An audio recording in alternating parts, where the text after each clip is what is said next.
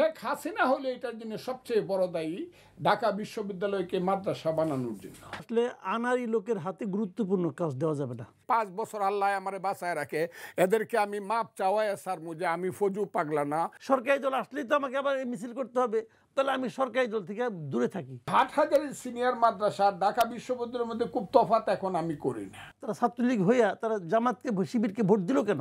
জাসদ ছাত্রলীগ তো একসময় সারা বাংলাদেশের ডাকসু সহ রাকসু সব দখল করে ফেলছিল, এই কারণে তারা বাংলাদেশ দখল করে ফেলছিল রাজনীতিতে। আওয়ামী লীগের লোকজন কিন্তু এলাকায় থাকতে পারে না অনেক জায়গায়। মুক্তিযুদ্ধ সম্পর্কে একটা কথা বললে কিন্তু আরেকটা যুদ্ধ হবে। আমেরিকা থেকে লোকজন না, বাপ দাদার নাম নাই, চানমোল্লের বিয়ে। শিবির প্রথম আসছে আল শামসের তালব্যস্য, আল বদরের ব আর রাজাকারের র, এই তিনটা শব্দ নিয়ে শিবির।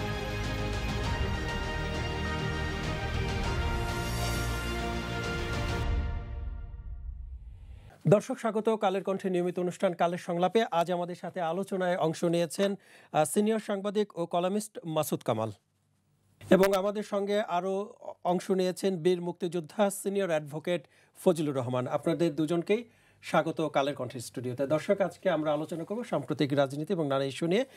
শুরুতেই মাসুদ কামাল ভাই, আমি আপনার কাছে একটু আসতে চাই যে কিছুদিন আগে ডাকসু নির্বাচন গিয়েছে, এখন জাকসু নির্বাচন শেষ হয়েছে, কিন্তু এখনও গণনার কাজ শেষ হয়নি। সন্ধ্যা নাগাদ হয়তো ভোটের গণনা শেষ ঘোষণা করবেন, এবং আমরা তখনই জানতে পারবো আসলে এই নির্বাচনে কে জয় হয়েছেন, কে পরাজয় হয়েছেন। তো এত সময় লাগার কারণ কি? আসলে কি বার্তা দিচ্ছে এগুলো? জাতীয় নির্বাচনে প্রভাব ফেলবে কিনা? না, জাকসু নির্বাচনের ভোট যে গণনার যেটা হচ্ছে, এখানে বার্তা একটাই যে আসলে আনাড়ি লোকের হাতে গুরুত্বপূর্ণ কাজ দেওয়া যাবে না। হ্যাঁ, এটা হলো বার্তাটা। মানে ওনারা জানেন না কীভাবে ভোট কন্ডাক্ট করতে হয়, ওনারা জানেন না যে কীভাবে ভোট গণনা করতে হয়। এখন যদি আপনি, এটা হলো প্রাথমিক কথা, আপনি যদি বলেন ভেতরের কাহিনী বলেন, কোনো ষড়যন্ত্র আছে কিনা বলেন, এখন ওইটা আপনি সন্দেহ করতে পারেন। যখন কিছু একটা ঘটে এরকম যেটা নাকি স্বাভাবিক নয়, অস্বাভাবিক ঘটনা ঘটে, দেখেন ওখানে ভোট কত, ভোট সাকুল্যে ভোট হলো 11,000 প্লাস, তার মধ্যে যা ভোট পড়ছে ওটা হিসেব করলে হয় 8,000।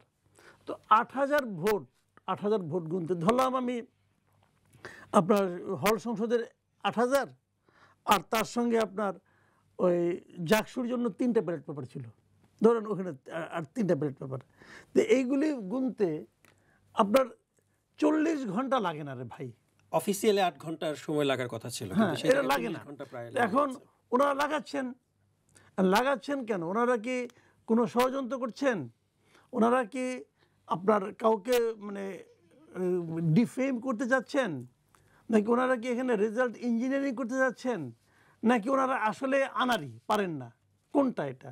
তো যেটা নাকি সবচেয়ে মানে আপনার মোলায়েম যে শব্দটা, যে ওনারা আনাড়ি লোক, এটাই আমি বললাম আর কি। এই জন্যই যে ওগুলি যেহেতু প্রমাণ সাপেক্ষ ব্যাপার, কিন্তু ওনারা পারছেন না। সবচেয়ে বটম লাইন হলো ওনারা পারছেন না। যারা পারছেন না তাদেরকে দায়িত্ব যারা দেয় তারাও অযোগ্য লোক এক ধরনের। এখন এটা আমি মনে করি এটা তদন্ত হোক। যেমন এটা করতে যে একজন লোক, একজন টিচারের মৃত্যু পর্যন্ত হয়েছে, কিন্তু এটা কিন্তু ফান করার বিষয় না। তারা এতটাই ব্যর্থ যে একজন টিচারকে সে আসতে চায় না, টায়ার্ড ছিল, শরীর খারাপ ছিল, তাকে গার্ড পাঠাইয়ে তাকে নিয়ে আসা হয়েছে। এগুলি ভালো না, এগুলি মানে খুবই খারাপ। এখন যদি আমাদের জাতীয় নির্বাচনে যদি এই ধরনের লোকজনকে দায়িত্ব দেওয়া হয়, শেষ পর্যন্ত কী হবে যাই না, তো এটা তো মানে ভয়ঙ্কর একটা পরিণতির দিকে আমরা যাচ্ছি। জি, ধন্যবাদ। ফজলুর রহমান, আপনার কাছে একটু আসতে চাই যে আমরা দেখেছি যে ডাকসু নির্বাচনে ছাত্রদল সমর্থিত প্যানেলের ভরাডুবি হয়েছে, এবং জাকসু নির্বাচনেও কিন্তু ছাত্রদল নির্বাচন বর্জন করেছে। আসলে কি নিশ্চিত পরাজয় জেনেই কি এমনটা করা হয়েছে কিনা? আপনাকে অসংখ্য ধন্যবাদ। আমি বেশ কয়েকদিন আমার নিজের এলাকায় ছিলাম, কিশোরগঞ্জের ইটনামিটামু নষ্টগ্রামে, এবং এর মধ্যেই ডাকসু ইলেকশনটা হয়েছে। আমি গতকালকে ঢাকা এসেছি। আমি গত কয়েকদিন কথা বলি নাই বা বলতে চাইনি এইভাবে, তবে এলাকাতে মিটিং করেছি, সেখানে আমার বক্তব্য রেখেছি। আর কালের কণ্ঠে যখন আপনি দাওয়াত করলেন, আমি প্রথম মনে করলাম এই কালের কণ্ঠে গিয়েই তো আমার দল আমাকে শোকজ করলো, এবং দল থেকে 3 মাসের জন্য, যেটা একেবারে অপ্রত্যাশিত ছিল, আমাকে 3 মাসের জন্য কি বলবো, এটা সাসপেন্ড করলো আমার সমস্ত পদ। আমি কালের কণ্ঠ শুনেই মনে হইলো যে আল্লাহ জানে আজকে আবার যাইতেছি, আজকে আর কি হবে। এই দেশে কেউ কথা বলে না, বিশেষ করে রাজনীতিবিদ কেউ কথা বলে না। কারণ রাজনীতিবিদদের, যারা রাজনীতিবিদ যাদেরকে বলা হয় তাদের গায়ে কোনো কিছু আছে কিনা আমি জানি না, কিন্তু আমার গায়ে একদম পরিষ্কার, দুধের মতো পরিষ্কার। আমি সবাই চ্যালেঞ্জ করি যে আমার রাজনৈতিক জীবনে কোন ধরনের দুর্নীতি, কোনো ধরনের সন্ত্রাসী, কোনো ধরনের চাঁদাবাজি আমার জীবনে একটাও পাবে না কেউ। এই পৃথিবীতে কেউ বলতে পারবে না আমার কাছে 1 টাকা পায় বা কারো কাছে আমি 1 টাকা চাঁদা চেয়েছি। আমি দেশকে ভালোবাসি, দেশের মানুষকে ভালোবেসে একদিন যুদ্ধে গিয়েছিলাম। বাঙালি জাতির প্রতি আমার অসম্ভব একটা ঐতিহাসিক টান রয়েছে, মনের টান, আকর্ষণ রয়েছে। সেটা আমি আজকে এখানে বললে আমি 10 ঘন্টা এক নাগারে বলতে পারবো কেন আমি বাঙালি জাতির জন্য আমার মনের টান। কারণ আমি এই জাতিসত্তার মানুষ। প্রথম হইলাম, আমি যখন মায়ের ঘর থেকে জন্মগ্রহণ করছি তখন মানুষ হিসাবে জন্মগ্রহণ করছি। আমি যখন আমার আওয়াজটা দিয়েছি, কান্নার আওয়াজটা, সেটা বাঙালি হিসাবে আওয়াজটা দিয়েছি। আমি যখন 7 দিন বয়স মৌলানা সাহেব যে আমার নামটা রেখেছে, আমি মুসলমানের ঘরে জন্মগ্রহণ করছি বলে মুসলমানের নামটা রেখেছে আমার। কাজে প্রথমে আমি মানুষ, তারপরে জাতিসত্তায় আমি বাঙালি, তারপরে আমি মুসলমান। এটা পৃথিবীতে সব জায়গাতে একই অবস্থা। এটা করলে কালকের থেকে আবার দেখবেন এই বলা শুরু হয়েছে ফজলুর রহমান 3 নম্বরে মুসলমান, 1 নম্বরে মুসলমান না। কিন্তু তারা এগুলো বুঝেই না, এবং এই দেশ এই জায়গাতেই চলে গেছে, এবং এই জায়গাতে চলে গেলে এই দেশ ধ্বংস হবে, এবং ধ্বংসের আর কোনো বাকি নেই। ডাকসু ইলেকশন বলেন, এই প্রশ্নটা তো করছেন, কিসের ডাকসু? এটা ঢাকা বিশ্ববিদ্যালয় আর হাটহাজারী সিনিয়র মাদ্রাসা, বিশ্ববিদ্যালয় মাদ্রাসার মধ্যে হোয়াট ইজ দ্য ডিফারেন্স? এই হাটহাজারী সিনিয়র মাদ্রাসা প্রায় ঢাকা বিশ্ববিদ্যালয়ের সমান সমান, আমি জানি না, হতে পারে তার চেয়েও বেশি। আমি একজনকে জিজ্ঞেস বলতে 50,000-এর বেশি ছাত্র আছে। তাই হাটহাজারী সিনিয়র মাদ্রাসা আর ঢাকা বিশ্ববিদ্যালয়ের মধ্যে খুব তফাৎ এখন আমি করি না। ঢাকা বিশ্ববিদ্যালয়ে তফাৎ এই কারণে করি না, এইখানে কোনো রিয়েল আধুনিক জ্ঞানের কোনো চর্চা হয় না। তাহলে কি চর্চা হয় একটু বলবেন? এখানে আধুনিক জ্ঞানের কোনো চর্চা হয় না, এখানে কোনো রিসার্চ হয় না, এখান থেকে কোনো চক্ষুষ্মান লোক, আজকের বিজ্ঞানের সঙ্গে মিলিয়ে যে চক্ষুষ্মান লোক একটিও হয় নাই গত 10 বছর 15 বছরে। আমি এই কারণে বলছি, মাদ্রাসার থেকে যারা লেখাপড়া করে আসছে তাদের প্রতিও আমার স্নেহ আছে, শ্রদ্ধা আছে। এটা নিয়ে আবার কালকে আবার মিছিল বাড়িব ফজলুর রহমান ধর্মবিরোধী না। মাদ্রাসার পড়া তাদের লাইনের পড়া, আর স্কুল, হাই স্কুল, কলেজের পড়া হলো আধুনিক লাইনের পড়া। যে ছেলেটি মাদ্রাসায় ছিল তিনি তার লাইনে পড়ছেন কিভাবে? উনি 1 থেকে 10ম শ্রেণী থেকে দাখিল একটা পরীক্ষা দিছেন, দাখিলের পরে উনি আলিম একটা পরীক্ষা দিছেন, আলিমের পরে ফাজিল, এরপর কামিল একটা পরীক্ষা দিছেন, তারপরে আরও বড় ডক্টরেট ডিগ্রি করতে হয়েছিল উনি গেছেন ওই যে অতে মাদ্রাসা, কি মাদ্রাসা নাম, ওই যে দেওবন্দ মাদ্রাসায় গেছেন, অথবা আল আজহার বিশ্ববিদ্যালয়ে গেছেন। এটা হলো তাদের লাইন। আর আমাদের লাইন হলো এটা, আমি যে আধুনিক শিক্ষা যে আমি 1 to 10 পরীক্ষা লেখাপড়া করছি, তারপর আমি এসএসসি পরীক্ষা দিচ্ছি। এটা হলো মডার্ন আধুনিক শিক্ষা ব্যবস্থা। তারপরে এইচএসসি পরীক্ষা দিচ্ছি, তারপরে বিএ অনার্স এমএ পড়ছি। ফজলুর রহমান, আমি আপনার কাছে জানতে চাচ্ছি যে ডাকসু নির্বাচন ভরাডুবি হয়েছে, কথা না শুনলে আপনি বুঝবেন না তো। আচ্ছা প্লিজ। 1 নম্বর কথা হলো যে শেখ হাসিনা হলো এটার জন্য সবচেয়ে বড় দায়ী, ঢাকা বিশ্ববিদ্যালয়কে মাদ্রাসা বানানোর জন্য। কারণ শেখ হাসিনা কৌমি জননী হওয়ার লোভে হোক বা ইচ্ছায় হোক, স্ব ইচ্ছায় হোক, ইন্টারমিডিয়েট পাস করে আমি যে ইংলিশ মিডিয়ামে বা বাংলা মিডিয়ামে পড়ে যে নাম্বার নিয়ে আমি ঢাকা ইউনিভার্সিটিতে ভর্তি হতে পারছি না, ঠিক আলিম পাস করে, দাখিল এবং আলিম পাস করে মাদ্রাসার সেই ছেলেটিয়া এসে ভর্তি হয়ে যাচ্ছে আমার সামনে দিয়ে। কারণ হলো মাদ্রাসায় নম্বর পাওয়া যত সোজা, 90, 95, 99।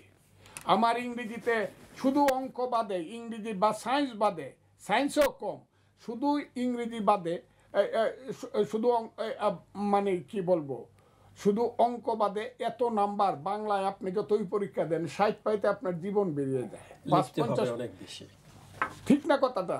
কাজেই কম্পিটিশনে এখানে যারা ইংলিশ লাইন থেকে ইন্টারমিডিয়েট পর্যন্ত পড়ে আসতেছে, মডার্ন লাইন থেকে আধুনিক শিক্ষা, তারা এসে বিশ্ববিদ্যালয়ে ভর্তি হতে পিছনে পড়ে যাচ্ছে মাদ্রাসা ছাত্রদের সঙ্গে।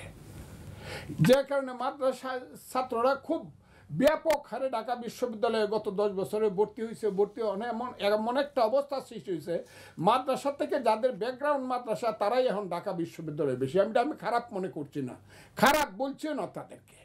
কাজে আমি এই কারণে বলছি, what is the difference between Hathazari senior Madrasa and Dhaka বিশ্ববিদ্যালয়? 1, 2, আপনি যে ডাকসু ইলেকশন বললেন, এটা কিসের ডাকসু ইলেকশন? একটা দল 17 বছর ইউনিভার্সিটি যাইতেই পারে নাই, ছাত্রদল 16 বছর যতদিন শেখ হাসিনা ছিল কোনো হলে থাকতে পারে নাই, ছাত্রদল নাম শুনলেই গলা কাটা, তাদেরকে বের করে দেওয়া হয়েছে। শিবিরকেও যাইতে দেওয়া হয় না, কিন্তু শিবির তার চরিত্র পরিবর্তন করিয়া, এটা আমি মুনাফিকি বলবো না, সে আত্মগোপন রাখিয়া তার নিজের পরিচয়, পিতৃ পরিচয় বা রাজনীতির পরিচয় গোপন রাখিয়া, আদর্শিক পরিচয় গোপন রাখিয়া সে ওই যে দলটা ক্ষমতায় ছিল সেই দলের মেম্বার হয়েছে এবং সেইখানে খুব আরামে আয়েসে রয়েছে। এবং ওই দলটা যাতে সর্বনাশ হয় সেই কারণে ওই মাথার মধ্যে হেলমেট পরিয়া, হ্যাঁ, পিটাপিটি মারামারি সব এইসব ছেলেরা এই করছে। এরাই আবার ভালো মানুষ সাজে যখন ওই ছাত্রলীগ সংগঠনটা বা আওয়ামী লীগের যখন দুর্দিন আসছে, তখন তারা স্বরূপে আবির্ভূত হয়ে বলছে, ফি নারী জাহান্নামা খালিদিনা ফিহা, আওয়ামী লীগ ছাত্রলীগ জাহান্নামে যাক, আমি আমার লা ইলাহা ইল্লাল্লাহু মুহাম্মাদুর রাসূলুল্লাহ, আমার ধর্মে আমি ফিরত আসলাম, আমি হইলাম জামাতের শিবির কর্মী। এবং সেই জামাতের শিবির কর্মীরা এখন ডাকসুর বিপিজিএস। কিন্তু যারা ছাত্রলীগে ছিলেন, আওয়ামী লীগের অনেক শিক্ষার্থী তো আওয়ামী লীগ এবং ছাত্রলীগের প্রতি বিরক্ত ছিলেন, কিন্তু ওনারা যদি আপনার ছাত্রলীগে থেকেই থাকেন, আবার যেহেতু ওনারা আবার নিজেদেরকে শিবির পরিচয় দিয়েছেন, শিক্ষার্থীরা কেন তাদেরকে তাহলে ভোট দিলেন? এখানে কোনো রাজনীতি নাই, নো পলিটিক্স। এইভাবে ওই যে এখন যে বাংলাদেশে যে ধুমধাম, খালি এই ওনাদের তো কোনো কাম নাই তো, সাংবাদিকদের এইটাই একটা কাম পাইছে ডাকসু। কি হয়েছে ডাকসু তো পাস পেলে কি আসে যায়? এই ধরনের একটা ডাকসু ইলেকশনে এই ধরনের রাজনৈতিক পরিস্থিতি কি আসে যায় যেখানে শিবির পাস করে ফেলে যায়, তাও শিবিরের নামে না, কিন্তু নাকি নামে পাস করছে, নামে না, তারা একটা ঐক্যজোটের একটা প্যানেল দিয়ে পাস করে। ঠিক আছে, বুঝলাম শিবির পাস করতে, কি আইলো? আরে বাপ রে বাপ, এটা যে কি হয়েছে শিবির, এটার সঙ্গে জাতীয় রাজনীতি এক সময় ছিল। কই মাহমুদুর রহমান মান্না তো 2 বার বিপি হয়েছে, চাকসুর জিএস ছিল, একটা মাহমুদুর রহমানের দল একদম দাঁড়ায় গিয়া এই দেশ দখল করে ফেলছে। জাসদ ছাত্রলীগ তো একসময় সারা বাংলাদেশের ডাকসু সহ রাকসু সব দখল করে ফেলছিল, এই কারণে তারা বাংলাদেশ দখল করে ফেলছিল রাজনীতিতে। 1972 সনের ডাকসুর প্রথম ইলেকশনে, যারা জানে না তারা জানে না, আমি ফজলুর রহমান জানি বইলা বলি, মুজাহিদুল ইসলাম সেলিম ছাত্র ইউনিয়নের বিপি, মাহবুব জামান জিএস, রাকসুতে তাই, চাকসুতে তাই, সব জায়গায় তারা দখল করে ফেললো। এই কারণে নেপ ক্ষমতায় চলে গেছিল, কমিউনিস্ট পার্টি ক্ষমতায় চলে গেছিল। আর একটা হারে, হ্যাঁ, একটা হারুলের ডিম একটা পাইছে, আরে বাবা রে, ইসলামী ছাত্র শিবির একবারে জামাতে ইসলামরে ক্ষমতায় লয়ে যায়। বাপের বেটা হলে ইলেকশনে আসো, নংডাং করো কেন? ন্যাশনাল ইলেকশনে আসো। ওইটা কি হয়েছে? এটা চক্রান্ত। কি চক্রান্ত বলবো? ওই আজকে আলোচনা শুনতেছিলাম, ইউটিউব না বিদেশি আলোচনা শুনতেছিলাম, who have got money in the pocket, কত টাকা করে দেওয়া হয়েছে প্রত্যেকটা হলে, কিভাবে ভোটকে প্রতারিত এবং প্রভাবিত করা হয়েছে, এটা সবাই জানে। এটা জানে না শুধু বিএনপি, কারণ বিএনপি আছে সেই মুহে 12ই ফেব্রুয়ারি ক্ষমতায় গিয়া প্রধানমন্ত্রী মন্ত্রী হইমু ক্ষমতায় যাবো, আমার দলের কথাই বলছি, দল আমাকে সাসপেন্ড করছে। শুধু বিএনপি জানে না, আর যারা চিন্তা করে সবাই তো জানে যে দল বিএনপি বলল আমরা স্থানীয় নির্বাচন চাই না, মেয়র ইলেকশন চাই না, উপজেলা ইলেকশন, শুধু পার্লামেন্ট ইলেকশন চাই, সেই দল কেন ডাকসু ইলেকশনে রাজি হইল? তাইলে বুঝতে হবে আইকিউতে একটু ত্রুটি আছে। বিএনপি কেন ইলেকশনে যাবে? যে শখটা জামাত এবং শিবির দীর্ঘদিন যাবৎ অন্ধকারের মধ্যে তারা সাজাইছে, অর্থ বৃত্ত সব কিছু দিয়া। আমি আজকে বলতে চাই, যারা লেখাপড়া, কালকে আমার নামে মিছিল হবে, এইখানে বিশ্ববিদ্যালয়গুলো দখল করার জন্য জামাত কত চেষ্টা করে, তাদের অর্থনৈতিক খরচ কত, এটা সীমাহীন। জীবনের সব আয়োজন এখানে একসাথে। আচ্ছা, তাহলে আপনারা কেন পারলেন না? কোনটা? এই যে বিশ্ববিদ্যালয় আপনারা আমি 17 এবং বছর বাস যাবত আমাকে হলে কাজ দখল করতে দেয় নাই। করেছেন, আর শুনেন, জামায়াত হচ্ছে বিশ্ববিদ্যালয় প্রশাসন দখল করেছেন, আপনারা কেন পারলেন না? কোনটা আমরা পারলাম না? আমরা তো রেডি না। মানে সেই প্রতিফলন কিন্তু এখন শিবির পাচ্ছে। বিশ্ববিদ্যালয় দখল করার কারণে কিন্তু ডাকসুতে জয়ী হয়েছেন। জাকসুর ফলাফল আসলে বলা আমি তো যাবে। বললাম তো, তারা তো এই লক্ষ্যে কাজ করছে। আমরা তো শেখ হাসিনাকে সরানোর লক্ষ্যে 15 বছর কাজ করছি। সমস্ত আক্রমণটা তো আমাদের উপরে হয়েছে। আর ছাত্র সংগঠনের শিবিরের উপর তো কোনো আক্রমণ হয় না, কারণ শিবির তো খুঁজে পাওয়া যায় না। শিবির তো সব ছাত্রলীগের ভিতরে ঢুকে গেছে। এটি তো অনৈতিকতা রাজনীতির, এটা তো immorality. This is the immorality in the politics. এই ইমোরাল শক্তি তো জিতছে। আমি তো 17 বছর যাবত আমি জগন্নাথ হলে যাইতে পারি নাই, জোরলোক হলে যাইতে পারি নাই, মুজিব হলে যাইতে পারি নাই, জিয়া হলে যাইতে পারি নাই, কোনো হলে আমি যাইতে পারি না। আমি তো ওখানে বসি নাই, কারণ তো বললাম যে শুধু জানে না বিএনপি যে ইলেকশনটা হইলে কি হবে। কারণ বিএনপির তো এখানে এই ইলেকশন বলবে তারা, না আমরা 6 মাস পরে বা জাতীয় ইলেকশনের পরে ইলেকশন করব। এটা বলা উচিত ছিল। আচ্ছা, ঠিক আছে। এটা সব জায়গাতে হয়েছে। গত 25 বছর 30 বছর ইলেকশন হয় না। একটা ইলেকশনের জন্য আপনার কি এত তাড়াহুড়া লাগে গেল যে ডাকসু ইলেকশন করতে হবে? ডাকসু ইলেকশন তো 20 বছর যাবত হয় না। একটা ইলেকশন। ধন্যবাদ ফজলুর রহমান। আমি আপনার কাছে আসবো। জনাব মাসুদ কামাল প্রশ্ন করতে চাই যে বিএনপির স্থায়ী কমিটির সদস্য মির্জা আব্বাস তিনি বলেছেন ছাত্রলীগের ভোট শিবিরের বাক্সে পড়েছে বলেই ডাকসুতে বিশাল জয় পেয়েছে শিবির। যেই সংগঠনটির 15 বছর 16 বছর গুপ্ত অবস্থায় থাকতে হয়েছে, কোনো কর্মকাণ্ড করতে পারেনি এবং নানাভাবে নিপীড়িত নির্যাতিত হয়েছে আওয়ামী লীগ ছাত্রলীগ দ্বারা, সেই দলটিকেই আবার কেন আওয়ামী লীগ বা ছাত্রলীগ ভোট দেবেন? মানে কতটুকু যুক্তিযুক্ত এমন অভিযোগ? উনি যেটা বলেছেন, উনি তো একজন বড় নেতা, উনি বিএনপির মতো বড় দলের একদম স্থায়ী কমিটির মেম্বার, কিন্তু মানে স্থায়ী কমিটির উপরে কিন্তু বিএনপি তার কোনো কমিটি নাই এবং বড় দলের বড় নেতা উনি। তো উনি যখন বলেছেন নিশ্চয়ই ওনার কাছে তথ্য প্রমাণ আছে এবং লজিকও আছে। আমার কথা হলো কি, এই লজিকটা আপনি নির্বাচনের আগে বুঝেন নাই কেন? চোর গেলে বুদ্ধি বাড়ে। এখন যখন চোরটা আসলো, আপনি চোরের সামনে সব দিয়ে দিলেন, এখন আপনি বুঝতেছেন যে এইটা হয়েছে। আগে বুঝেন নাই কেন এই যে এটা হইতে পারে? কেন বুঝেন নাই আপনি? তারাই কেন পেল না? এই বুদ্ধি নিয়ে আপনি পলিটিক্স করতে আসছেন। উনি জ্ঞানী লোক, আমি আপনাকে বলি শুনেন। বিষয়টা হলো কি, এখানে কতগুলি বিষয়। যে ওনার কথা কিন্তু একদিক দিয়ে ঠিক। ছাত্রলীগের ভোট হয়তো জামাত পাইছে, মানে শিবির পাইছে, হয়তো পাইছে। এখন যদি পায় তাহলে দোষটা কার? শিবিরের, ছাত্রলীগের, নাকি আপনার ছাত্র দলের? আপনি পাইলেন না কেন? আপনি কেন পাইলেন না? তার মানে ছাত্রলীগের যারা ছেলে মেয়েরা আছে সবাই তো আর ছাত্রলীগের লিডার না, সমর্থক থাকতে পারে। দেখেন ছাত্রলীগ যারা করে, এটা কিন্তু মানে আওয়ামী লীগ ছাত্রলীগ, এটা কিন্তু একটা বংশানুক্রমিক দল। মানে দাদা আওয়ামী লীগ করতো, হয়তো দাদার বাপও আওয়ামী লীগ করতো, বাবা আওয়ামী লীগ করে, বড় ভাই যুবলীগ করে, এরকম কিন্তু অনেক আছে। তো তারা তো হুট করে জামাত হতে পারবে না। বাট এই যে সমর্থকগুলি রয়ে গেছে এখানে, তাদেরকে আপনারা আনতে পারলেন না কেন? তারা আপনাকে ভালোবাসলো না কেন? শিবিরের সঙ্গে আওয়ামী লীগের আদর্শিক বিভেদ বিরাট দূরত্ব। এত দূরত্বের পরেও তারা আওয়ামী লীগ হইয়া, তারা ছাত্রলীগ হইয়া, তারা জামাতকে শিবিরকে ভোট দিল কেন? এই জিনিসটা একবার বোঝার চেষ্টা করছেন? একবার বুঝেন যে কি এমন করলাম আমি যে আমাকে ভালোবাসে না, ওরে ভালোবাসে। আপনারা এই নিজেকে প্রশ্ন করেন, ঘটনাটা কোথায় ঘটছে আমি আপনাকে বলি, আমি যেভাবে বুঝি। আপনি সারা দেশে যোগাযোগ করে দেখেন যে যেভাবে গত 15 বছর বিএনপির নেতাকর্মীরা এলাকা ছাড়া ছিল, এলাকায় কেউ থাকতে পারতো না, মামলা মোকদ্দমা হাজার হাজার অনেক কিছু ছিল। অনেক বিএনপির নেতাকর্মীকে আমি চিনি যারা নাকি মানে জঙ্গলে যেয়ে থাকতো, জানেন, তাদের মানে থাকতে পারতো না এই আওয়ামী লীগের অত্যাচারে। তো সেই রকমভাবে কিন্তু গত 1 বছর 1.5 বছর সময়ে, যে 5ই আগস্টের পরের থেকে আওয়ামী লীগের উপরে কিন্তু এই টর্চারটা চলছে।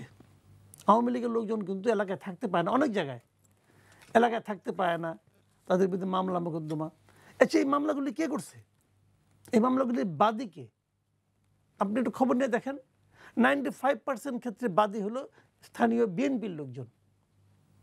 এখন সেই ফ্যামিলির একটা ছেলে ঢাকা ইউনিভার্সিটিতে পড়ে। সে দেখতেছে আমার বাবা বা আমার খালু, আমার চাচা, আমার ভাই এরা দৌড়ের উপরে আসছে, বাড়িতে থাকতে পারে না। কার অত্যাচারে? বিএনপির অত্যাচারে। তো ওরা কি বিএনপি ছাত্র সংগঠনকে ভালোবাসবে? তাদেরকে ভোট দেবে? দেবে না তো ভাই। এটা কিন্তু একদম রিয়েলিটি। কিন্তু এই একটা কারণ। আমি আরেকটা কারণ বলি কেন মানে আপনার ছাত্রদল ভোট পেল না। একটা কারণ তো ফজলু ভাই বলছেন যে ওরা তো 18 মাস তো মানে থাকতেই পারে নাই, 18 বছর, হ্যাঁ 17 বছর ওরা তো মানে আপনার ক্যাম্পাসেই ছিল না। তাহলে কীভাবে মানুষের মধ্যে তাদের অবস্থানটা হবে? আর এরা মনে করেন ছাত্রলীগের আড়ালে ছিল, যেমন এটা সত্য, এটা কিন্তু ভাইস ভার্সা।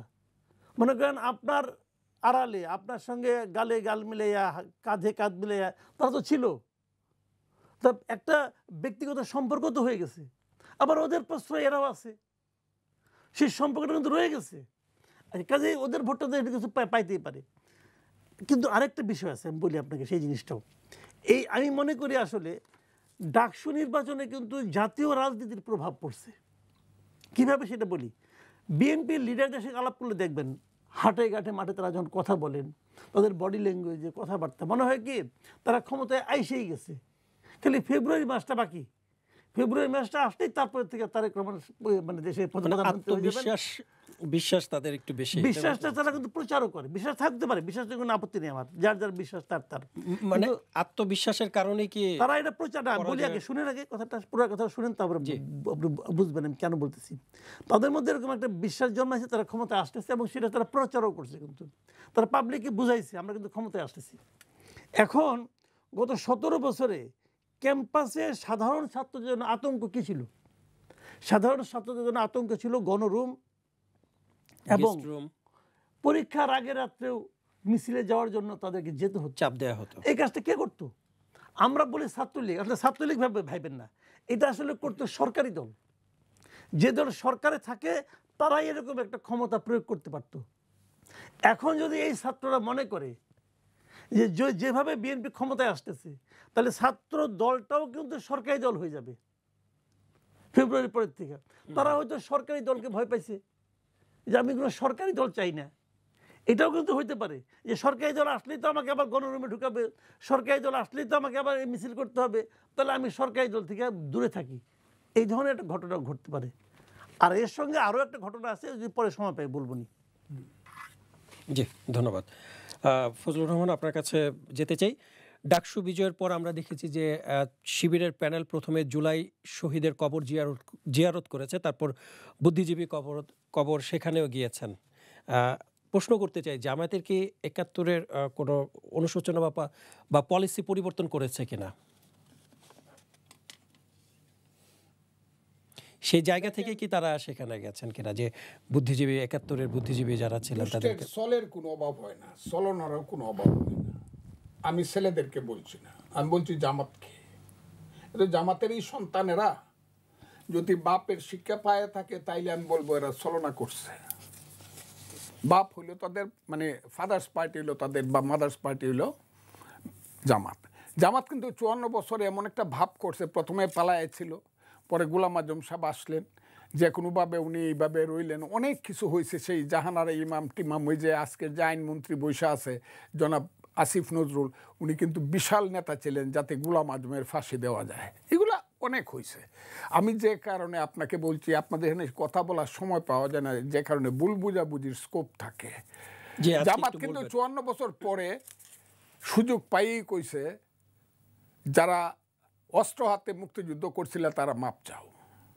সুযোগ পাইয়েই কিন্তু তারা বলছে ৪৭ হইল প্রথম স্বাধীনতা যুদ্ধ, আর ২৪ হইল সর্বশেষ স্বাধীনতা যুদ্ধ, আর ৭১ হইল গন্ডগোল, ভাইয়ে ভাইয়ে গন্ডগোল।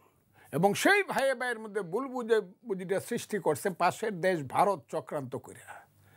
এটা ২ দিন ৩ দিন ৪ দিন ৫ দিন আমি মনে করছিলাম আমার দল বিএনপি, এটা মুক্তিযোদ্ধা শহীদ জিয়াউর রহমানের দল, সেই দলে বুঝি নেতা আছে সেই রকম, যে বলবে না এই কথাটা সত্য না, ৭১-ই মুক্তিযুদ্ধ। কিন্তু কেউ বলে নাই। এইভাবে যখন বলা শুরু করলো এবং ৭১-কে পায়ে মারায়া গেল, ৭১-এর সমস্ত বীর শ্রেষ্ঠর ছবি যখন ফেলে পা দিয়ে পারাইলো, তখন আমি ফজলুর রহমান, আবারও বলছে আমি ফজলুর রহমান, আল্লাহর রহমত, বলছে এই রাজাকারের বাচ্চা, আল বদরের বাচ্চারা, এই দেশটা কিন্তু এখনো পাকিস্তান হয়ে যায় নাই, মুক্তিযোদ্ধারা কিন্তু, আমরা কিন্তু এখনো মরি নাই, সাবধান, মুক্তিযুদ্ধ সম্পর্কে একটা কথা বললে কিন্তু আরেকটা যুদ্ধ হবে, পারি অথবা মরি, মুক্তিযুদ্ধকে চোখের সামনে নিহত হত্যা করতে দেব না। সেই যে জামাত আমাকে ফজা পাগলা বলা শুরু করলো, আপনারা জানেন এটা, আমি ফজু পাগলা হয়ে গেছি জামাতের বিরুদ্ধে কথা বলতে গিয়ে। তবে এইটার জন্য যদি জামাত এবং তার আমির আমার কাছে মাপ না চায়, আর যদি আমি 5 বছর আল্লাহ আমারে বাঁচায় রাখে, এদেরকে আমি মাপ চাওয়াই স্যার মুজে, আমি ফজু পাগলা না, আমি হইলাম সবার ফজলুর রহমান, যে ফজলুর রহমান বাংলাদেশে মুক্তিযুদ্ধের শ্রেষ্ঠ সন্তানদের একজন। আমি এদেরকে এটা প্রমাণ করে ছাড়বো এবং তাদেরকে হাত জোর করে মাপ চাওয়া ছাড়বো যারা আমাকে ফজা পাগলা বলছে। আমাকে অপমান করার জন্য এখনো কোনো কথা নাই, যা বলে নাই। সেই জামাত ইসলাম 54 বছর পরে আমি তো বলছিলাম, হ্যাঁ বাবা জামাত ইসলাম, আপনারা যদি শরিয়া আইন চান, আল্লাহর আইন চান, কোরআনের শাসন চান, যাই চান মানি, কিন্তু ইলেকশনে আসেন। কিন্তু তারা ইলেকশনে না এসে করলো কি, শুরু করলো সংস্কার, সৎকার, সমন্বয়ক, হেই একদম সাংঘাতিকভাবে পিআর হইতে হবে, জিআর হইতে হবে, তা না হলে ইলেকশন হবে না। আমরা যারা মুসলমান, আমরা তো ইচ্ছা করলে 4টা করে বিয়ে করতে পারি, আমাদের ঘরে ঘরে মাত্র একটা করে বউ আছে, আমাদেরকে আরও 3টা বউ যদি সরকার আমাদেরকে বিয়ে করায় না দেয়, তাহলে আমরা ইলেকশনে যাব না। এই তো শুরু হয়েছে। এই যে দেখেন নেপালে গত পরশুদিন ঘটনা ঘটছে, প্রধানমন্ত্রী পালায়ে গেছে, নতুন সরকার আইসা আজকে ডেট দিয়ে দিছে, মার্চ মাসের প্রথম 6 তারিখে ইলেকশন। আমি ঠিক বলছি না? ঠিক বলছি। তারাই এটার সাথে একটু যোগ করতে চাই, মানে তারা এত দ্রুত নির্বাচন ঘোষণা করেছেন, বাংলাদেশে কি শুধু বাংলাদেশের কি শুধু সংস্কার প্রয়োজন? ক্ষমতাকে দখল করতে চায়, ক্ষমতাকে ভোগ করতে চায় এবং দেশটাকে নষ্ট করতে চায় সংস্কারের নামে। আমেরিকা থেকে লোক জনাই না, বাপ দাদার নাম নাই, চানমোলের বিয়ে সংস্কার করব, 2টা কি বলবো আপনাকে, এদেরকে দেখলে পরে এখন মনে হয় যে আমার দেশটাকে ধ্বংস করার জন্য, যেহেতু আমেরিকা আমার দেশের স্বাধীনতা চায় না, এই বঙ্গোপসাগর পর্যন্ত 7ম নৌবহর পাঠাইছিল আমার দেশের স্বাধীনতা ধ্বংস করার জন্য, যেহেতু এখন আমেরিকা আমার দেশের সেন্ট মার্টিন দ্বীপ নিয়ে যাচ্ছে বা গেছে, যেহেতু করিডোর চায়, চট্টগ্রাম বন্দর চায়, সেই কারণে আজকের এই চক্রান্তকারীরা ক্ষমতায় বসে বসে জামাতের সহযোগিতা নির্বাচনটাকে বিনা কারণে দীর্ঘস্থায়ী করছে। যদি মানুষ না বুঝে, আমার কপাল খারাপ, মুক্তিযুদ্ধের কপাল খারাপ, মুক্তিযুদ্ধ ধ্বংস হয়ে যাবে। আমি তাই বলছি যে ওই যে ছেলেরা ফুল দিতে গেছে, ফল দিতে গেছে, তারা গিয়ে কি বলছে, মুনির চৌধুরী রায়ের বাজারে গিয়ে তারা কি বলছে, শহীদুল্লাহ কায়সার, মুফাজ্জল হায়দার চৌধুরী, গিয়াসউদ্দিন আর ওই জিসি দেব, যারা শহীদ হয়েছে তাদের কবরে দাঁড়ায়, শত শত শহীদের কবরে দাঁড়ায় তারা কি কইছে, তাদের পূর্বসূরির নাম কি, আমাকে বাধা দেবেন না, জি প্লিজ। তাদের পূর্বসূরির নাম হলো ইসলামী ছাত্র সংঘ, ওইটাই ছিল আল বদর, ইসলামী ছাত্র সংঘ। আর ওই নামটা তারা পরিবর্তন করে কি রাখছে, তারা রাখছে ইসলামী ছাত্র শিবির। এই তো কথাটা, শুধু সংঘের জায়গায় শিবির আসছে। বলেন তো শিবির কেন আসছে সংঘের জায়গায়? জানেন, 3টা জায়গা থেকে 3টা অক্ষর নেওয়া হয়েছে। শিবির প্রথম আসছে আল শামসের তালব্যস্য, আল বদরের ব আর রাজাকারের র, এই 3টা শব্দ নিয়ে শিবির হয়েছে। এটা বাংলাদেশের মানুষ জানে কেন? এটা কে যে নামটা করছে তিনি এখন লন্ডনে বসে আছেন। তিনি ছিলেন এই শিবিরের জাতিসংঘের ছাত্র সংঘের শহরের নেতা, যার নাম হলো, যিনি যার ফাঁসির অর্ডার হয়েছে, কি নাম তার, এই যে মাইনুদ্দিন, উনি এই নামটা দিছে যে আমরা শুধু এক বদরের নাম দা পারবো না, আল বদর হয়ে পারবো না, 3টা মিলায় রাখো, আল শামস, আল বদর এবং রাজাকার, সেই শিবির নাম। তারা গিয়ে ওখানে কি মুনাজাত করছে, কার নামে? মুনির চৌধুরীর নামে বেহেশতে যাওয়ার মুনাজাত করছে। তাহলে মুনির চৌধুরীকে মারছে কে? মুফাজ্জল হায়দার চৌধুরীকে মারছে কে? গিয়াসউদ্দিন আহমদকে মারছে কে? কে শহীদুল্লাহ কায়সারকে মারছে, কে ডাক্তার আব্দুল আলিম চৌধুরীকে চোখের ডাক্তার হিসেবে বাসার থেকে আইনা প্রথম রায়ের বাজারের সেইখানে বদ্ধভূমিতে চোখগুলা তুলছে কারা? ওরে বাবা, ওদের নামে আবার মোনাজাত করতে গেলাম তো এটা তো 2 নম্বর হইলো। আমি আপনাকে হত্যাও করলাম, আবার আপনার নামে আমি মোনাজাত পড়তে গেলাম, দুইটা অপরাধ করলাম আমি। মানে তারা কি অনুশোচনা করবেন কিনা বা করলে করছেন কিনা? পরিষ্কারভাবে মাপ চাইতে হবে কাউন্সিল করিয়া। তখন জনগণ যদি বলে তোমাদেরকে মাপ দিলাম, এটা পৃথিবীতে কোনো যুদ্ধ অপরাধী দল কোথাও পলিটিক্স করতে পারে নাই। যেমন হিটলারের দল জার্মানে পলিটিক্স করতে পারে না, মুসোলিনির দল ইটালিতে পলিটিক্স করতে পারে না, ঠিক সেই রকম তাদের মাপ চাইতে হবে। জনগণ ইচ্ছা করলে ক্ষমা দিতেও পারে, কিন্তু একজন ব্যক্তি ছিলেন, আমি এই কারণেই তো বলি একজন মহান ব্যক্তি ছিলেন, উনি হৃদয়ে ছিলেন বিশাল, কিন্তু উনার হৃদয়টা এত নরম ছিল, উনার ক্ষমার সুযোগে আজকে আলবদর রাজাকাররা তার মাথায় প্রস্রাব করে, তার বাড়ি পুড়াইয়া দেয়। জি, ধন্যবাদ।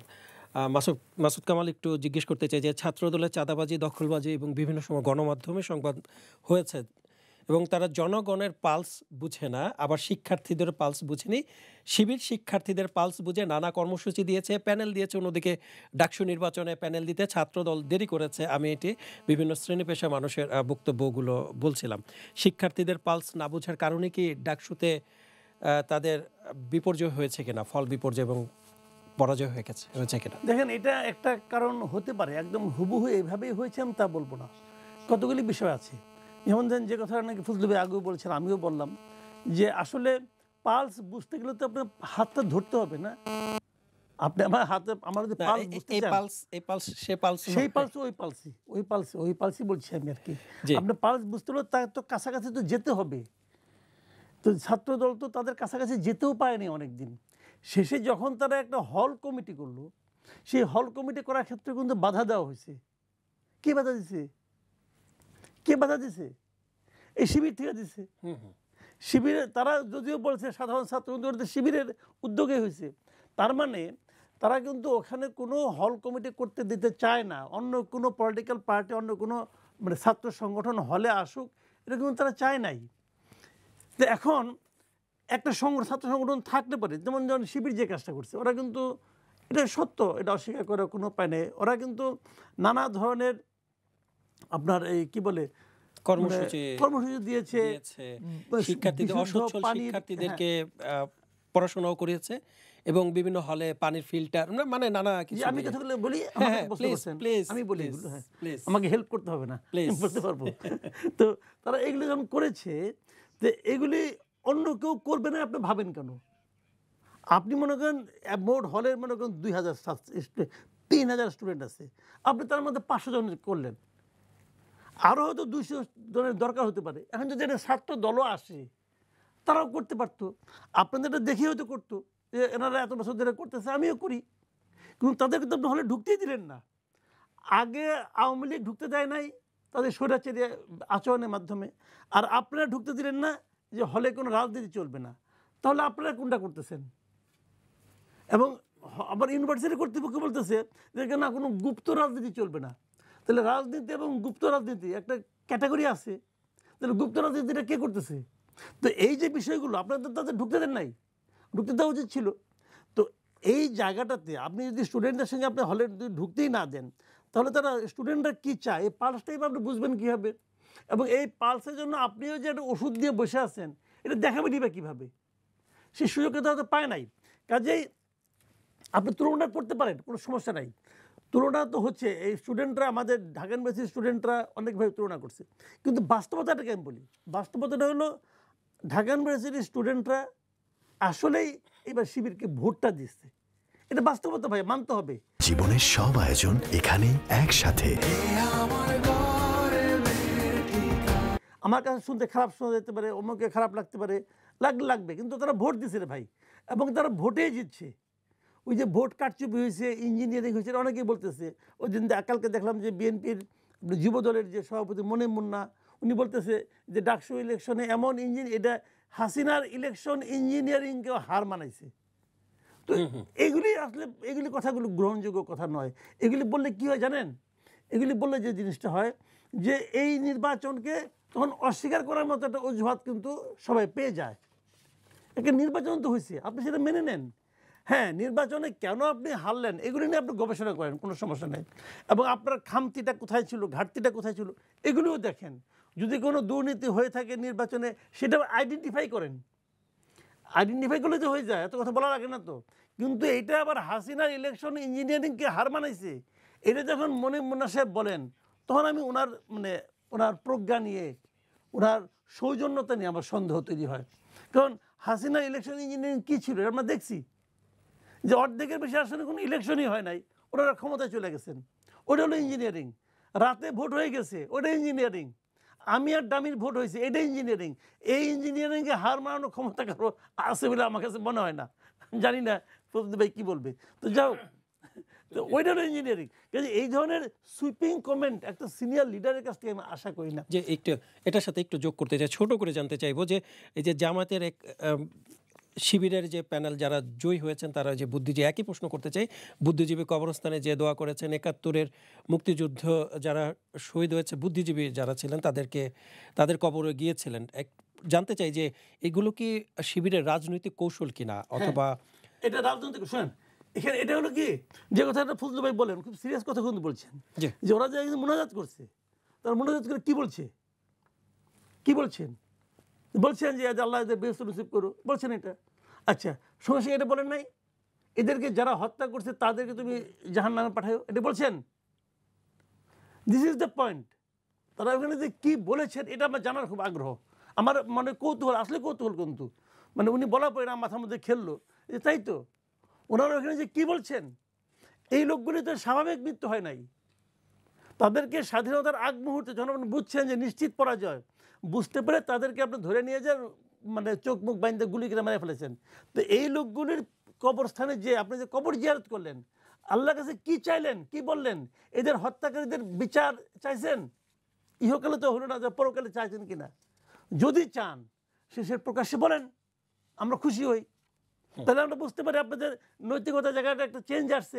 শুনেন, এই যে স্টুডেন্টগুলো, এরা কিন্তু কেউ রাজাকার না।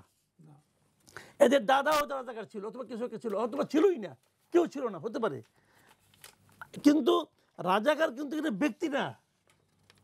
রাজাকার শব্দটা এখানে ব্যবহৃত হচ্ছে একটা মানসিকতা হিসাবে। আপনাকে এভাবে জিনিসটা বুঝতে হবে, এটা একটা মানসিকতার নাম। তো সেই মানসিকতা যদি আপনার এখন থাকে, তো মুক্তিযুদ্ধের 100 বছর পরে একজন লোক রাজাকার হতে পারে ওই মানসিকতাটার কারণে। তো আমরা ওইটাই জানতে চাই যে আপনাদের সেই মানসিকতাটা এখন কোথায় আছে, এটা ক্লিয়ার করেন। এটা ক্লিয়ার করলে তো কোনো সমস্যা নাই, তাহলে আপনারা আরও জনপ্রিয় হবেন। আগামীবার যদি আপনার এই মানসিকতা সবাই বুঝতে পারে, তাহলে আপনাকে আরও বেশি ভোটে পাস করাবে। আমাদের তো কোনো আপত্তি নাই, সবই হতে পারে। কিন্তু সেই জায়গাটা কিন্তু আসলেই কিন্তু এটা জানার প্রশ্ন, আমি এটা জানতেও চাই আসলে। আসলে ওনারা বলুক, ওনারা ওখানে কী দোয়া করছেন, এটা খুব জানার খুব আগ্রহ। ধন্যবাদ। ফজলুর রহমান, আপনি তো নানা সময়ে শিবির যারা করেছেন তাদেরকে রাজাকার বলেছেন, রাজাকারের বাচ্চাও বলে সম্বোধন করেছেন। ডাকসুতে ছাত্র দলের হারার পেছনে কি এমন বক্তব্য দায়ী ছিল কিনা?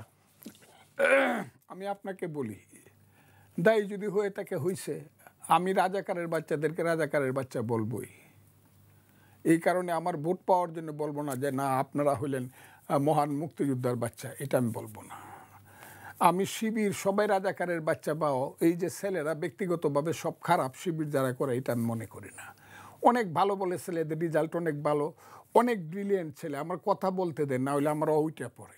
আমি এত কিছু বলতে চাই, বাংলাদেশে কাউকে আমি বুঝাইতে পারি না। এরা ব্যক্তিগত জীবনে ভালো, শুনবো আমরা, ব্যক্তিগত জীবনে ভালো, এবং এদের সামনে একটা ফিলোসফি দেওয়া আছে, আদর্শ দর্শন, যেটা থেকে দর্শন এবং প্রিন্সিপালের মধ্যে একটাকে বলে, এটাকে বলে আইডিওলজি। এদের একটা আদর্শিক চিন্তা আছে। সে আদর্শিক চিন্তাটা কি, এটা কোত্থেকে আসতেছে? শিবিররা নিজেরা সৃষ্টি করতেছে, না তাদের যে মূল দল জামাত, তাদের দর্শনটা এখানে আসছে? ঠিক আছে, সেই দর্শনটাই তো তারা পালন করতেছে। জামাত বলতেছে যে আমরা আল্লাহ আমাদের প্রভু, রাসূল আমাদের নেতা, আগের স্লোগান এখন আর দেয় না, এটা আমি বন্ধ করাইছি বক্তৃতা করিয়া। রাসূল কারো নেতা না, আল্লাহ খালি তাদের প্রভু না। আল্লাহ বলছে আলহামদুলিল্লাহ রাব্বিল আলামিন, আমি সমস্ত বিশ্ব ব্রহ্মাণ্ডের প্রভু। এই কথা কোয়ার পরেই বন্ধ হয়ে থাকে। কথাটা কি বুঝতে পারছেন? জামাত যে ধর্মীয় রাজনীতি, ইসলাম ধর্মের নামে যে রাজনীতি, এই রাজনীতি তো শিবির করতেছে। আমি বলবো চেতনার স্তরে তারা আমার এই দেশে জামাত হওয়া আপনি প্রকৃষ্টভাবে রিয়েল মৌলানা মৌলবী আলেম উলামা গাউস কুতুব দরবেশ যারা তাদের বক্তব্য শুনে দেখেন জামাত কোন ধরনের ইসলামিক দল। বাস আমি এই পর্যন্তই বলবো। তাদের আদর্শিক ব্যাপারটার সঙ্গে হইলো আমার ফাইট। এই ছেলেরা কিন্তু আমার সন্তানের মতো, এরা ব্রিলিয়েন্ট ছেলে পেলে, কিন্তু আমার কাছে মনে হয়, আমার দৃষ্টিতে মনে হয় এই ছেলেদের মাধ্যমে বাংলাদেশের যে 18 কোটি মানুষ, পরবর্তী সময়ে যে 50 কোটি মানুষ হইতে পারে 100 বছর পরে দেশ, এদের মুক্তির কোনো ধরনের নিশানা মানুষ পাবে না এই ছেলেদের কাছ থেকে। এরা নিজেরা ওই ধর্মের নামে মানুষকে আরও কিছুদিন মজা টজা করে এরা চলে যাবে। আর এদের নেতৃত্বে বাংলাদেশের মানুষ আইসা পড়বে এটা দিল্লি হনুজ দুরস্ত, অসম্ভব। আমি বললাম যে কারণে জামাত নির্বাচনে যাইতে চায় না, বিভিন্ন ধরনের প্রোগ্রাম দেয়, বাহানা করে, এবং এইটা একমাত্র দেশকে এখন আপাতত বাঁচাইতে পারে বিএনপি। আমার বিএনপি তো আপনাকে আপাতত বাঁচাইতে আমাকে বহিষ্কার করুক, আমি আমার সাথে এটা কি বিশেষ কোনো গোষ্ঠীর চাপে ভালো করছে বিএনপি, কিন্তু আমি বিএনপির কাছে আশা করব যে আপনারা এই দেশকে বাঁচান। কারণ জামাতেরা হইল স্বাধীনতা বিরোধী চিন্তা, স্বাধীনতা বিরোধী দর্শন, তার তো একটা দর্শন আছে ইসলামের নামে। আপনার দর্শন কি এটা বলেন? 3টা পি না হইলে একটা দল হয় না। 3টা পি: 1 ফিলোসফি, 2 প্রিন্সিপল, 3 প্রোগ্রাম। 3টা পি হইতে হবে, এবং 3টা পির সঙ্গে আপনাকে আত্মস্থ হইতে হবে, তাহলে আপনার দল রাজনীতিতে দাঁড়াবে। ছোট করে জানতে চাচ্ছি যে আপনার বাসায় তো যে একটা মবের সৃষ্টি হয়েছিল, আমার যারা মবের সৃষ্টি হয়েছিল তারা আজকে গতকালকে ধরা পড়ছে, এবং ডাকাতি মামলায় ওই যে মেয়েটা, এদের জন্য আমার মায়াও লাগে। এদেরকে নষ্ট করলো কে? জামাতে ইসলাম। হাজার হাজার টাকা দেয় এদেরকে, দিয়ে মানুষকে অপমান করায়। জামাত কি বুঝতেছেন এই দেশে তাদেরও থাকতে হবে, আমরাও থাকবো? যেভাবে আমাদেরকে অপমান করানো হচ্ছে, এইটা কি হতে পারে নাকি? যেভাবে স্লোগানগুলো, এই যে মেয়েটা স্লোগান বানাচ্ছে আমার নামে, যে স্লোগান গাছের ডালে কাউ, আরে আমাকে রাজাকার কে কয়? আমি নাকি মুক্তিযোদ্ধা না? ওই যে ভাদ্র মাসে এক ধরনের কুত্তা আছে, এইগুলোরে বলা হয় নেরি কুত্তা, গেউ গেউ করে সারা রাত ঘুমানো যায় না এদের যন্ত্রণায়। এই নেরি কুত্তাদের উত্তর আমি দেব না। আমার নাম ফজলুর রহমান, আমি আবারও বলি আমার নাম ফজলুর রহমান। আমি নেরি কুত্তাদের, যারা আমাকে বলে আমি মুক্তিযোদ্ধা, নেরি কুত্তাদের কথার উত্তর আমি শুধু একটা কথা আপনাকে বলি, শুনেন। বিএনপি যদি সঠিকভাবে ওই যে 3টা পি বললাম, সেই পেতে যদি নিয়ে বিএনপি, আমি কতবার বলছি, একটা বাস স্ট্যান্ড দখল করা, একটা টেম্পো স্ট্যান্ড দখল করা, একটা সিটাগুড়ের দোকান দখল করা, এটা একজন রাজনৈতিক কর্মীর কাজ না। 10,000 টাকা কান্দা নেওয়া কাজ না। তারপরে আমি আমি যুক্তি দেওয়ার চেষ্টা করছি। বিএনপির একটা কর্মী 3 বছর জেল খাইতে দেখছে, তার স্ত্রী পরনে কাপড় নাই, সন্তানের চিকিৎসা নাই। আচ্ছা 10,000 টাকা নিচে আপনারা মাফ করে দেন। কিন্তু জামাত যে ব্যাংক দখল করছে, ইন্স্যুরেন্স কোম্পানি দখল করছে, জামাত যে শেয়ার মার্কেট দখল করছে, সমস্ত হাউজিং সিলেটে দখল করছে, জামাত যে সমস্ত ব্যবসা, রাজশাহীতে 13,000 কোটি টাকা ব্যবসা দখল করছে, আর জামাত দখল করছে শিক্ষা ব্যবস্থা, স্বাস্থ্য ব্যবস্থায়, university, engineering university, Dhaka university, রাজাকারের বাচ্চারা ঢাকা ইউনিভার্সিটির ভাইস চ্যান্সেলর। সহ্য হয় না, গায়ের চামড়া তুলে ফেলতে ইচ্ছা করে, নিজের গায়ের চামড়া, তাদের না।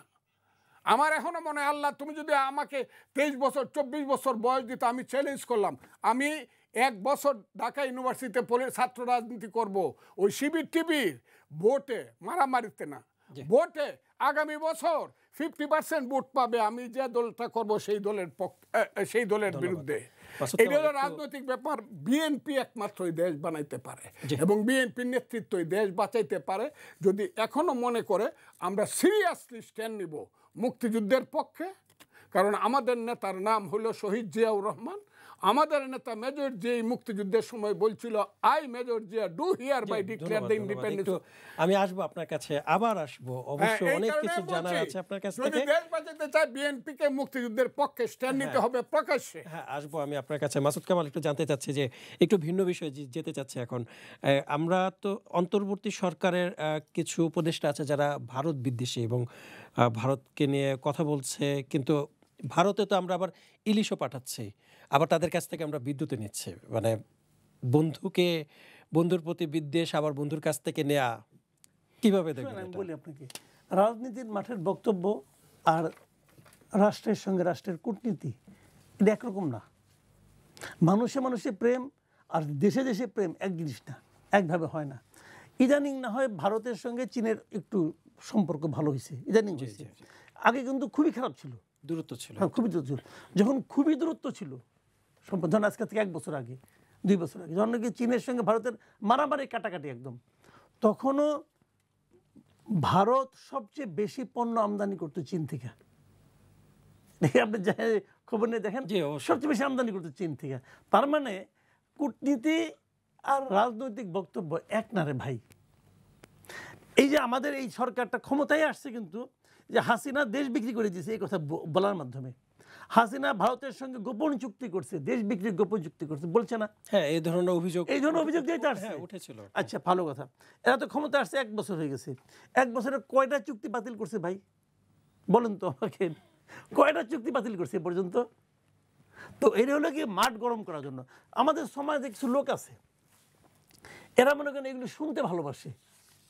হাসিনার বিরুদ্ধে আন্দোলন করতে, মানে আপনার ইন্ডিয়ার বিরুদ্ধে, ভারত বিরুদ্ধে আন্দোলন করতে পছন্দ করে। তারা মনে করে যে এটাই আমার দেশ, মানে আমরা মানে স্বাবলম্বী হয়ে গেলাম। আজকালকার দিনে বুঝছেন, এই পৃথিবীতে এক দেশের সঙ্গে কোনো পৃথিবীর কোনো দেশ একা একা বাঁচতে পারে না। আপনি বলেন যে আমি কারোর সঙ্গে থাকবো না, কারোর সঙ্গে মিশবো না। আরে পেঁয়াজটা করতে আনবেন, এত কিছুর মধ্যে তো ওই জন্য তো পেঁয়াজ আসলো না। এখন যদি যারা এই সমস্ত আন্দোলন করেছে যে আমরা ভারতের সঙ্গে নাই, অমুক নাই তমুক নাই, তারা কি ভারতে পেঁয়াজ খায় না? কেন খায় না? খেলেই পারে, বেশি দাম লোকাল পেঁয়াজ খায়। এইগুলো হলো জানেন মাঠ গরম করার কথাবার্তা। আচ্ছা, তো ইলিশ দেওয়াটা এটা রাষ্ট্রীয় কারণেই দিচ্ছে। হ্যাঁ বলেন, যেহেতু ইলিশ দিছে অতএব এই সরকার ভারতের কাছে বিক্রি করে দিচ্ছে দেশ, এটা বলবেন না আপনি? এটা তো বলবেন না, বলেন তাহলে, বলে আন্দোলন করেন। ধন্যবাদ।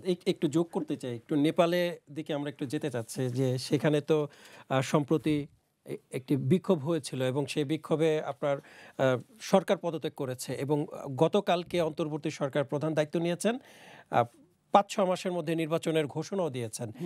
সেখানে কি সংস্কারের দরকার ছিল না? সব সংস্কার কি বাংলাদেশে দরকার? একটু জানতে চাই। এটা খুব ভালো কথা বলছেন আপনি। নেপাল যেটা করছে, তারা হয়তো কে জানে, আমার তো মনে হয় তারা বাংলাদেশ থেকে শিক্ষা নিছে, এটা হইতে পারে।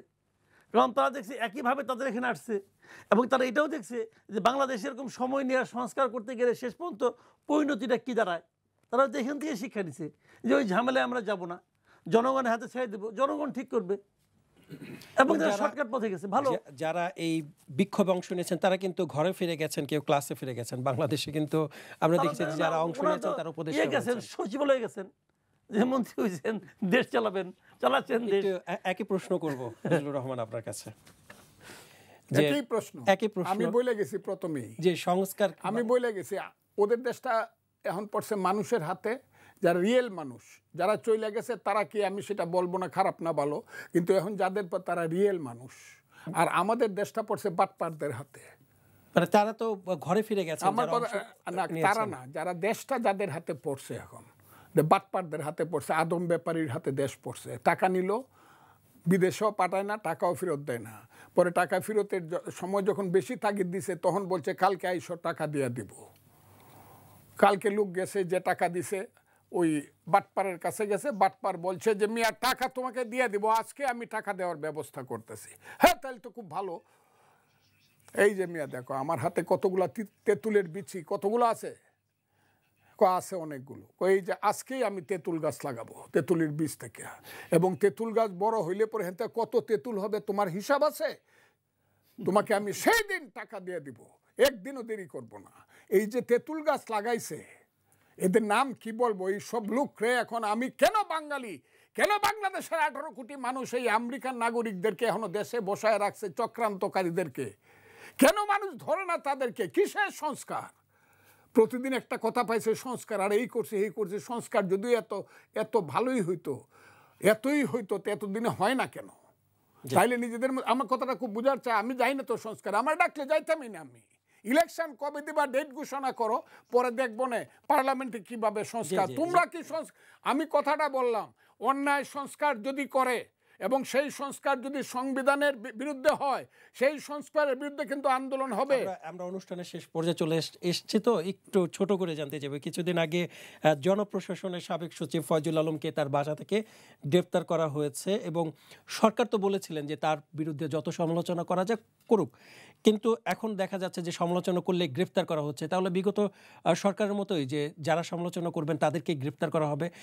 এর সাথে একটু যোগ করতে চাই, মঞ্চ ৭১-এর একটি অনুষ্ঠানটা ডিআরইউতে হয়েছিলেন, সেখানেও কিন্তু মুক্তিযুদ্ধের পক্ষে কথা বলতে গিয়ে গ্রেফতার হয়েছেন। তারা বলছেন যে আমরা মুক্তিযুদ্ধের পক্ষে কথা বলাই কি আমাদের কি সমস্যা, এমন প্রশ্ন করেছেন। আমি এটার আপনি তো একজন মুক্তিযোদ্ধা মুক্তিযোদ্ধা হিসাবে আমি চরম নিন্দা জানাচ্ছি এবং তাদেরকে দ্রুত মুক্তি দেওয়ার আমি আহ্বান জানাচ্ছি সরকারকে।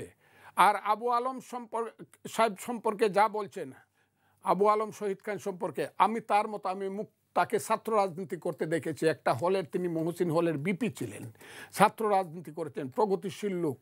উনি 3 বার সারা বাংলাদেশের সমস্ত জনপ্রশাসনের মানে অফিসার্স ক্লাবের উনি ছিলেন মূল ব্যক্তি, সচিব ছিলেন বোধহয়। আমি তার মতো ব্রিলিয়েন্ট লোক খুব কম পাইছি।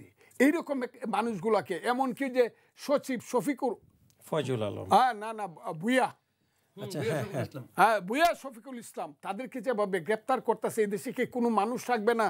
খালি এই মেয়েগুলাই সামনে থাকবে। ওই যে মেয়েটার নাম তপু, যে ডাকাইত, এবং এরা ওই যে তমা, এবং যারা ওই যে ডাকাত, যে যারা ওই যে সমন্বয়ক ডাকাত যারা, এরা শুধু আমাদের ইউনূস সাহেবের আশেপাশে থাকবে, আর ওই যে স্বরাষ্ট্রমন্ত্রী জাহাঙ্গীর আলমের মাথায় উঠে নাচবে, আর সমস্ত সচিবরা, ব্রিলিয়েন্ট লোকরা, দেশপ্রেমিকরা, মুক্তিযোদ্ধারা জেলে থাকবে।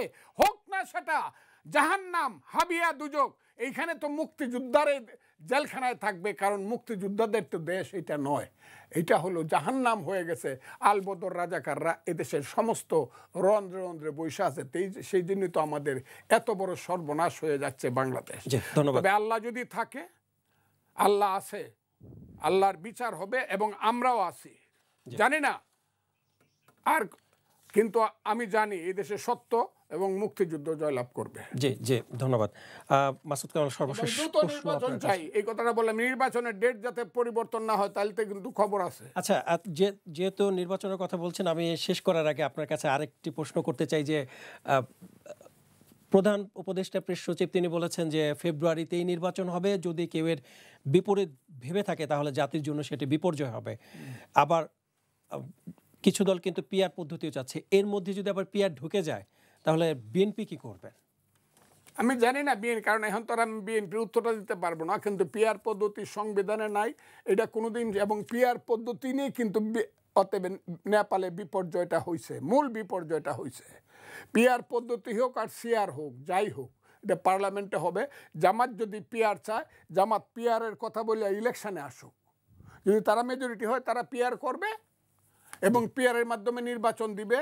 কিন্তু এর আগে তাদেরকে কে ক্ষমতা দিছে পিআর করিয়া, এই সরকারকে কে দায়িত্ব দিছে? এটা তো পার্লামেন্টে পাস হইতে হবে আগে, তারপর তো পিআর পদ্ধতি হবে। ধন্যবাদ মাসুদ কামাল। আমি আপনার কাছে একটু জানতে চাই যে সামনে তো নির্বাচন কেন্দ্র করে কিন্তু কিছুদিন আগে ধানমন্ডিতেও কিন্তু আওয়ামী লীগের মিছিল হয়েছে, প্রকাশ্যে ককটেল বিস্ফোরণ হয়েছে। আবার আজকে রাজধানীর রমনা গুলশান এলাকায় ঝটিকা মিছিলের প্রস্তুতিকালে কার্যক্রম নিষিদ্ধ আওয়ামী লীগের অঙ্গ সংগঠনের 12 সদস্যকে গ্রেপ্তার করেছে ঢাকা মেট্রোপলিটনের পুলিশ, রমনা এবং গুলশান থানা পুলিশ। প্রশ্ন করতে চাই যে নির্বাচনকে সামনে রেখে এই ধরনের বারবার নিষিদ্ধ সংগঠন তারা বারবার হচ্ছে প্রকাশ্যে আসছেন, মিছিল করছেন, ককটেল বিস্ফোরণ করছেন, রাজনীতিতে কি বার্তা দিচ্ছে এটা? এটা শুনেন, আমি বলি আপনাকে, এই যারা এই আওয়ামী লীগের হয়ে যারা মিছিল করতেছে বিভিন্ন জায়গায়, এরা কি মানে প্রতিদিন সকালবেলা ইন্ডিয়া থেকে আসে মিছিল করে আবার ইন্ডিয়া চলে যায়? না, অবশ্যই তারা বাংলাদেশে, ফাইন, তাহলে বাংলাদেশের নাগরিক, তারা বাংলাদেশের নাগরিক। আমাদের সংবিধানে তো বলা আছে ভাই আপনাকে রাজনীতি করার অধিকার দিতে হবে। তো তারা তো মনে করতেছে আপনি তাদের নিষিদ্ধ করছেন। কীভাবে নিষিদ্ধ করছেন? একটা নির্বাহী আদেশে নিষিদ্ধ করছেন। এই আইনটা খুব ভালো আইন, এটাকে কেউ এ পর্যন্ত বলছে যারা এই আইনটা খুব ভালো একটা আইন করছে। তা আপনি একটা কালো আইনের মাধ্যমে একটা পলিটিক্যাল পার্টিকে নিষিদ্ধ করছেন, তারা কোনো পলিটিক্যাল অ্যাক্টিভিটিস করতে পারবে না, তো করতে পারবে না। আইন যখন করছেন করতে পারবে না, কি আর করা। এখন ওনারা কিছু পলিটিক্যাল অ্যাক্টিভিটিস করতে চায়, তারা কি করবে? তাদের কি জামাতে জয়েন করতে হবে অথবা বিএনপিতে জয়েন করতে হবে? তারা কি করবে ভাই? আপনি যত কিছুই বলেন না কেন তারা তো এটা করবে। আগামীতে যত দিন যাবে আরও বেশি দেখবেন। এটার অবধারিত ব্যাপার। পানির ফ্লো যখন আসবে আপনি থামাতে পারবেন? যদি ফ্লো বেশি হয় বাঁধ ভেঙে যাবে। মানে এই যে দেশে যে তারা এত বাধা বিপত্তির শিকার হচ্ছেন, এই জন্য কি তারা মানে দেশের বাইরে অফিস খুলেছেন, কার্যক্রম চালাচ্ছেন? এটার সঙ্গে অফিসগুলো কোনো সম্পর্ক আর নেই। ডিম কাণ্ড, ডিম দেশের বাইরে ছুঁড়ে যে অফিস যেটা নিক্ষেপ বলা করা। হচ্ছে ওইটা আপনি ওই নিউজটা পড়ছেন কিনা আমি যাই, নিউজটা আমি পড়ছি। ওখানে কোনো অফিস টফিস খোলা হয় নাই। যারা ইন্ডিয়াতে গেছে, যারা ওই এলাকায় থাকে, ওখানে 50-60 জন লোকজন থাকে, তারা প্রচুর টাকা পয়সা কিন্তু লুটপাট করে নিয়ে গেছে ভাই এই লোকগুলো। তাদের একটা টাকা পয়সার কোনো অভাব নাই। একটা বাসা ভাড়া নিচ্ছে, ওখানে বিকেল বসে বসে। ওখানে কোনো সাইনবোর্ড টাইনবোর্ড আছে নাই তো। এখন আসাদুজ্জামান কামাল এবং অন্যরা বসে। আর এটাকে আপনি যদি বলেন অফিস অফিস, ওরা কি ওদের অর্ডার অনুযায়ী এখানে হচ্ছে কাজ? ওদের কথা অনুযায়ী হচ্ছে? তা তো হচ্ছে না। হতেও পারে, না হতে পারে। আপনি প্রমাণ করেন হচ্ছে যে এরা তো এমনি করতেছে, নিজের করতেছে, এদের নিজস্ব তাগিদেই করে অথবা করে না, এটা ওদের ব্যাপার। কিন্তু শেখ হাসিনার বক্তব্য এখানে প্রচার নিষেধ। জি অবশ্যই, আমরা একটু ভাইয়ের কথাটা একটু শুনি। না, যে আপনি শেষ করতে চাচ্ছেন। আবার তেমন কোনো কথা নাই। জি ধন্যবাদ। আমি ফজলুর রহমান আপনার কাছে আমি শেখ হাসিনা চলে গেলে দেশের ক্ষতি হবে, কে আসবে জানেন, এগুলো আমাকে প্রশ্ন। কারণ আমি এত কথা বলছি, শেখ হাসিনা সরকার এত কথা কেউ বলে নাই রাজনীতিবিদদের মধ্যে। ওই যে 23 সনের 28 আগস্ট বিএনপির 10 লাখ লোকের মিছিল ভেঙে দিল নয়া পল্টনে। তারপর থেকে 31 আগস্ট থেকে এমন কথা বলা শুরু, 28 সেপ্টেম্বর, 31 আমি 28 অক্টোবর, 31 অক্টোবর থেকে আমি যে কথাগুলো বলছি আজকেও সেই কথাগুলো আমি ঠিক করি। তখন আমি বলতাম হাসিনা চলে যাবে, কে আসবে জানি না, আজরাইল আসুক, তাও হাসিনা যাক। আমার কথাটা খুব বুঝেন। আজকে আমার বলতে ইচ্ছা করে, এখনো বলছি না তো, কিন্তু বলতে ইচ্ছা করে যে মুক্তিযুদ্ধ যদি দেশটায় চলে যায় তাইলে আজরাইল আইসা মুক্তিযুদ্ধ রক্ষা করুক, তাতে আমি রাজি। জি ধন্যবাদ। ধন্যবাদ মাসুদ কামাল এবং ধন্যবাদ ফজলুর রহমান, আপনাদের মূল্যবান সময় আমাদের কাছে দেওয়ার জন্য। সময় সংকুলনের কারণে অনেক কিছু জানার সুযোগ হয়নি। ধন্যবাদ আপনাদেরকে। দর্শক, আপনারা দেখছিলেন আমাদের নিয়মিত অনুষ্ঠান কালের সংলাপ। আজকে আমরা আলোচনা করছিলাম দেশের নির্বাচন এবং সাম্প্রতিক নানা ইস্যু নিয়ে। আজকে এ পর্যন্তই। ভালো থাকুক দেশ, ভালো থাকুক দেশের মানুষ, এই প্রত্যাশায় আল্লাহ হাফেজ।